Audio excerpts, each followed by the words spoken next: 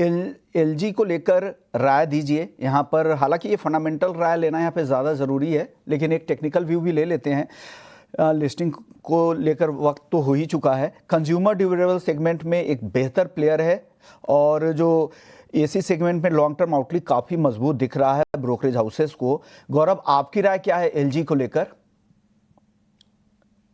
मोहन जी, अभी जिस तरीके का एलजी के सितंबर तिमाही के नतीजे की भी मैं बात करूं, चार्ट स्ट्रक्चर को भी उसमें साथ में जितना भी ड्यूरेशन का डेटा है हमारे पास उसको भी कपल अप कर लूं, तो दोनों ही फ्रंट पे it is kind of a dismal formation, कुछ बहुत उत्साहजनक फॉर्मेशन नहीं है।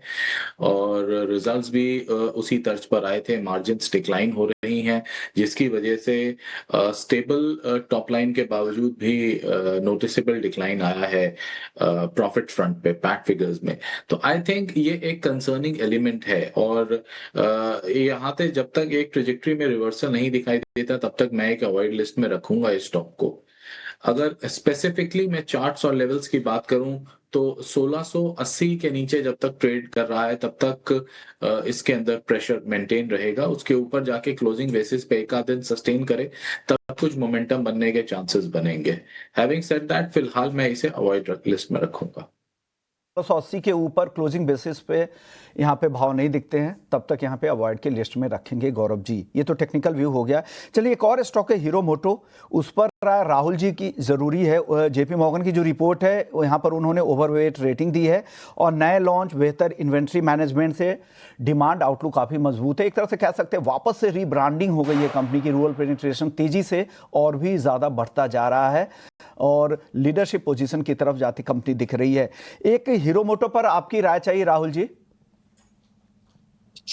तो आई थिंक जिस तरह से हम देखें कि ये क्वार्टर के नतीजे और जिस तरह से पोस्ट जीएसटी कट के बाद हमने मंथली सेल्स नंबर भी देखे, स्ट्रॉन्ग नंबर्स आते हुए देखने को टू व्हीलर्स के स्पेस के अंदर, और इसमें हीरो टॉप पे रहा है। तो हमारा ये मानना है कि स्ट्रॉन्ग नंबर्स और स्ट्रॉन्ग आउटलुक के साथ में और जिस तरह से मैनेजमेंट ने गाइडेंस भी दी है, तो रिस्क वर्सेस रिवॉर्ड और वैल्यूएशन फ्रंट पे भी हमें लगता है यहाँ से 20% का अनुमान मिनिमम मिल सकता है साल भर के अंदर। तो इन्वेस्टर को डेफिनेटली इस स्टॉक के अंदर इन्वेस्ट किया जा सकता है हीरो मोटर ये करंट लेवल्स के अंदर।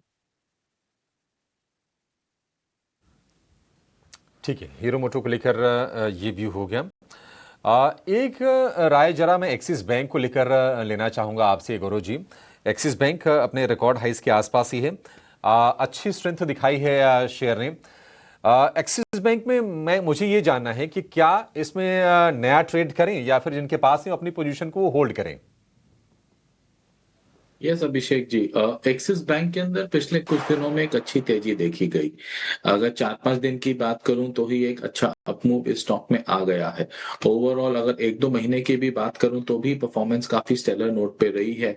पिछले 3 महीनों के अंदर लगभग 12% की चढ़त हमने देखी है स्टॉक के अंदर और अभी भी बहुत ही स्मार्ट फॉर्मेशन बना हुआ है। फ्रेश बाइंग के लिए इस स्टॉक को कंसिडर किया जा सकता है। जिनके पास है वो निश्चिंत होकर अपने निवेश को बरकरार रखें।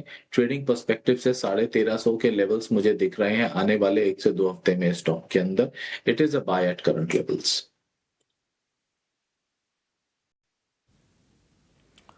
ठीक है, एक्सिस बैंक को अब मौजूदा